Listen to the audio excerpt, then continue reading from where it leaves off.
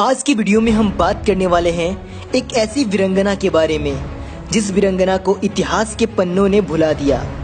वह वीरांगना जिसने न केवल 1857 की क्रांति में भाग लिया बल्कि अपने देशवासियों और अपनी रानी की रक्षा के लिए अपने प्राणों की भी परवाह नहीं की। हम बात कर रहे हैं झांसी की रानी लक्ष्मीबाई की परछाई बन अंग्रेजों से लोहा लेने वाली झलकारी बाई की।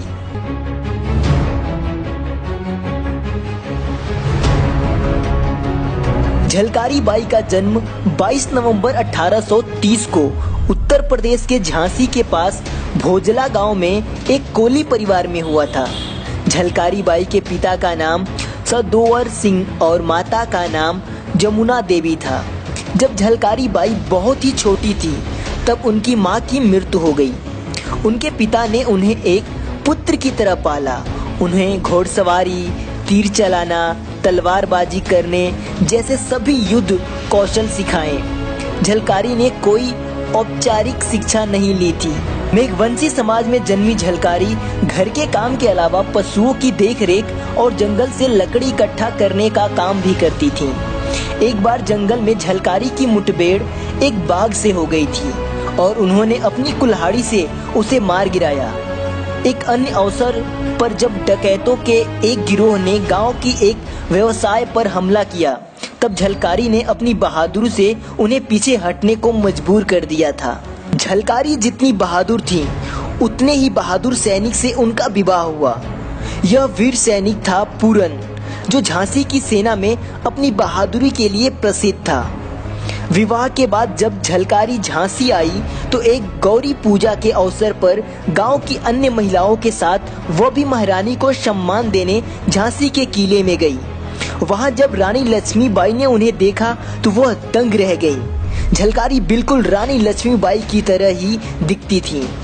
साथ ही जब रानी ने झलकारी की बहादुरी के किस्से सुने तो उनके इतने प्रभावित हुई कि उन्होंने झलकारी को तुरंत ही दुर्गा सेना में शामिल करने का आदेश दे दिया। झलकारी ने यहाँ अन्य महिलाओं के साथ बंदूक चलाना, तोप चलाना और तलवारबाजी प्रशिक्षण लिया।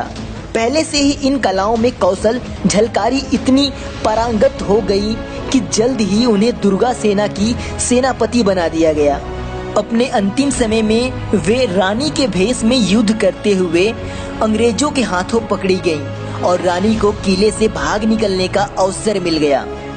उन्होंने प्रथम स्वाधीनता संग्राम में झांसी की रानी के साथ ब्रिटिश सेना में विरुद्ध अद्भुत वीरता से लड़ते हुए ब्रिटिश सेना के कई हमलों को विफल किया था। पर अफसोस की बात है, इतिहास ने उन्हें भुला दिया। भारत में बहुजन समाज के नायक नायकों के इतिहास को दबाने की कोशिश की जाती है। रानी लक्ष्मीबाई से पहले झलकारी बाई का नाम आना चाहिए, लेकिन उनका नाम इतिहास के पन्नों में इतना नीचे दबा है कि खोजते खोजते पन्ने फट जाते हैं। झलकारी बाई के बारे में बुलंदखंड के घर घर में आज भी उनके शौर्य की कहानी सुनी और कही जाती है।